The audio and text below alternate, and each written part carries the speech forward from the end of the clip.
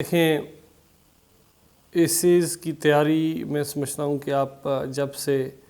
آپ کی نورشمنٹ ہو رہی ہے، جب سے آپ کی پیرنٹنگ سٹارٹ ہے، جب سے آپ نے ABC پڑھنا سیکھا ہے، تب سے لے کر آج تک کا جو بھی نالج ہے وہ آپ کا مواد ہے ایسے کے لیے۔ میں نے پہلے بھی گزارش کی ہے کہ ہم پریکٹس کے ساتھ بار بار اس کو ایسیز لکھنے کے ساتھ یہ عادت اپنے آپ میں اپنا لیں کہ جو بھی مٹیریل ہمارے ذہن میں مدفن ہے ہم اس کو اپنے وقت کے ضرورت کے بنیاد پر اس کو اپنے سب کانشیس سے نکال کر اپنے کانشیس میں لا کر ایسے میں انکلیوڈ کریں۔ ظاہری بات ہے کوئی ایسے کا کوئی پرٹیکولر نہ سلیبس دیا ہوا ہے FPSC کی طرف سے، نہ ہی کوئی مارکیٹ میں ایسے بکس ہیں جس میں کوئی پرٹیکولر اس طرح سے مواد ہو، لیکن جو میں نے ابھی گزارشات کی ہیں کہ ایکسٹینسو ریڈنگ ہوگی، ہم زیادہ سے زیادہ بکس پڑھیں گے، اچھے رائٹرز پڑھیں گے تو ہمیں آئیڈیاز اپنے ذہن میں اکمولیٹ ہونا سٹارٹ ہو جائیں گے۔ جب آئیڈیاز آ جاتے ہیں تو ہر ایک آئیڈیا کے حساب سے آپ اپنا پرٹیکولر اوپینین بنانا سٹارٹ کر لیتے ہیں۔ مثال کے طور پر ابھی الیکشن ہو گزرا ہے، کچھ لوگوں کے اوپینین تھے کہ فلاں پارٹی کو ووٹ ملنا چاہیے، کچھ لوگوں کے اوپینین تھے کہ فلاں پارٹی کو ملنا چاہیے۔ اگر یہ اوپینین ہم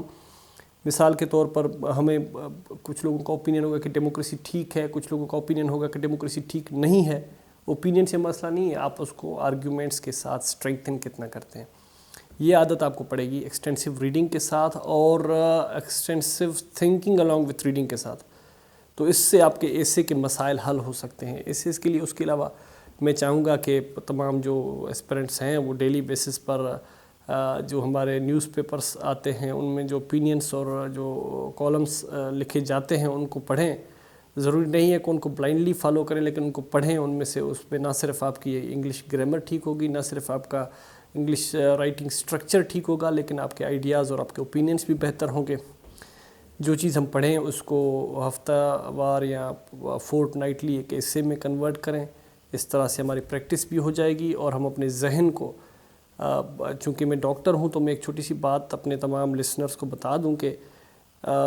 جو مسل میموری ہے وہ بھی اپنے ڈیولپ کرنی ہے، اور مسل میموری ڈیولپ ہوتی ہے ہم کس طرح سے سوچتے ہیں اور سوچ کو کس طرح سے اپنے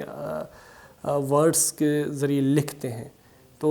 اس سوچ کے ساتھ ہمارے ذہن کے جو نیورونس ہیں وہ ہمارے